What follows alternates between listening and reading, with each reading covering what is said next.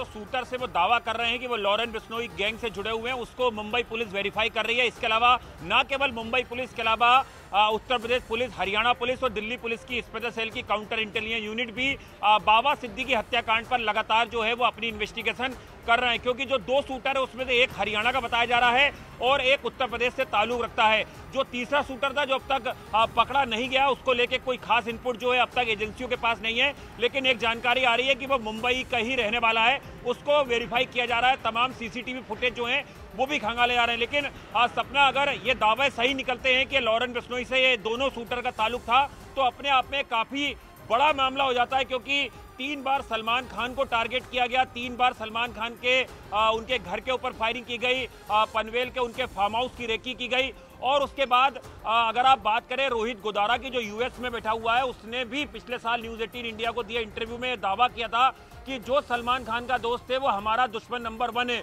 तो इसे ऐसे भी देखना पड़ेगा। और एजेंसियां साबरमती जेल में बंद जो लॉरेन बिश्नोई है, अब उससे किस तरह से इस पूरे मामले में इन्वेस्टिगेशन करेंगी, क्योंकि एक गृह मंत्रालय का आदेश पास हुआ था कि उसकी कोई फिजिकल कस्टडी नहीं ले सकता है। ऐसे में मुंबई पुलिस ने भी पिछले मामले में काफ़ी कोशिशें की कि उसे कस्टडी में लेकर मुंबई आया जाए, लेकिन वो सफल नहीं हो पाया। और ऐसे में अगर ये शूटर दावा करते हैं कि वो लॉरेन बिश्नोई गैंग से ताल्लुक रखते हैं, तो अपने आप में बेहद ही संवेदनशील मामला हो जाता है। और उसमें अब देखना ये होगा कि ये जो दावे हैं उसमें कितनी सच्चाई है, क्योंकि जो एक हरियाणा का शूटर बताया जा रहा है उसका क्रिमिनल रिकॉर्ड भी है। ऐसी जानकारी भी आ रही है जो हरियाणा की सीआईए है वो इस शूटर का जो आपराधिक पृष्ठभूमि है वो भी खंगालने में जुट गई है।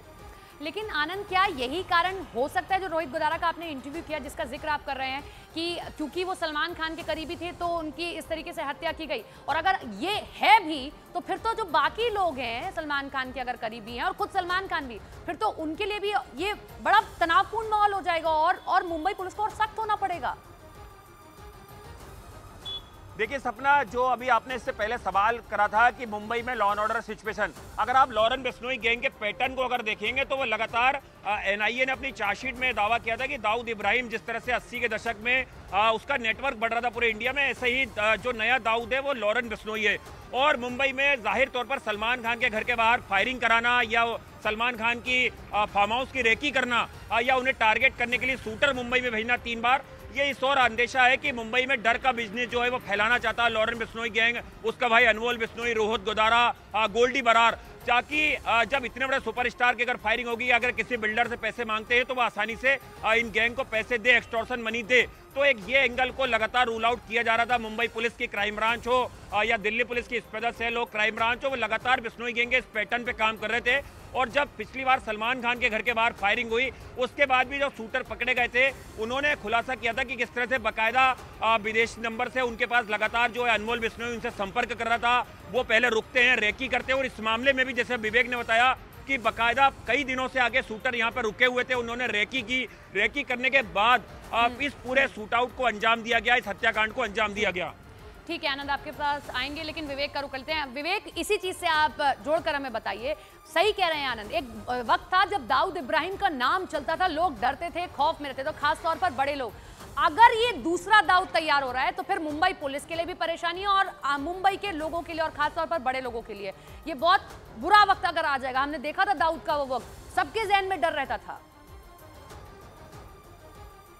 बिल्कुल सही कहा सपना आपने। देखिए दाऊद 80s 90s में बहुत ज़्यादा एक्टिव था, हालांकि मुंबई पुलिस ने एनकाउंटर में पूरे गैंग को, पूरा अंडरवर्ल्ड का सफाई कर दिया था। पिछले कई सालों से मुंबई में कोई एनकाउंटर नहीं हुआ था और जो दाऊद की एक्टिविटी थे वो भी नाम मात्र हो गई थी, क्योंकि मुंबई पुलिस ने पूरी तरह से सफाई कर दिया था इस डी गैंग का। लेकिन अब जो लॉरेंस का नाम सामने आ रहा है, जिस तरीके से लॉरेंस बिश्नोई ने इसी साल सलमान खान के घर पर फायरिंग कराई और बड़ा क्लेम किया कि सलमान खान को इस बार ये ट्रेलर है और सलमान खान को हर हाल में मार देंगे, जो काली हिरन का जो मामला चल रहा था उसको लेकर मुंबई पुलिस की लॉ एंड ऑर्डर पर सवाल खड़े हुए थे। लेकिन अब जिस तरह से मैंने बताया कि बाबा सिद्दीकी सलमान खान के बेहद करीबी दोस्त थे, क्योंकि मैं आपको किस्सा बताना चाहूँगा कि कुछ साल पहले जब सलमान खान और शाहरुख खान के बीच में मतभेद हो गए थे, दोनों एक दूसरे से बातचीत नहीं करते थे, तो बाबा सिद्दीकी वही इंसान है जिन्होंने अपनी इफ्तार पार्टी में दोनों खान को बुलाया, उनके बीच समझौता कराया और दोनों के साथ बातचीत शुरू कराई।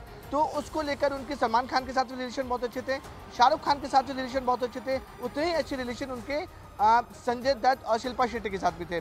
तो बाबा सिद्दीकी जो थे वो पॉलिटिकल राजनेता के साथ साथ बॉलीवुड में भी अच्छा इनकी इमेज बनी हुई थी, लोगों से मिलते जुलते रहते थे। लेकिन जिस तरीके से इस हत्याकांड को अंजाम दिया गया है और जिस तरीके से पूरी रेकी कर कर इस हत्याकांड को अंजाम दिया गया है, तो इसके पीछे बड़ा गैंगस्टर उसमें हो सकता है। पुलिस सभी एंगल में जांच कर रही है।